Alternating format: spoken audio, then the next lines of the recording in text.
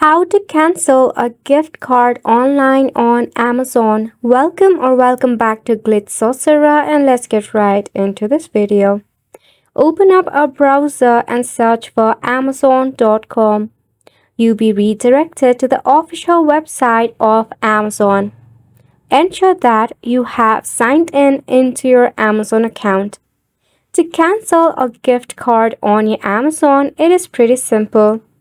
Select on Account and List at the top of your dashboard. From there, you will find all of the options. Select on Your Orders. Right here, along with all of the items, you should find your gift card order. Next to it, tap on the Cancel Order option. Once you click on it, you may have to give them a reason regarding your cancellation.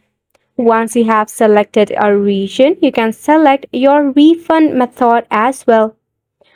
Please note that the refund will take at least of 4 to 15 business days or maximum up to 30 days.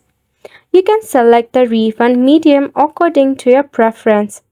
By this way, you'll be able to cancel your gift card order and get a refund. That wraps up the tutorial as well. Thank you so much for tuning in.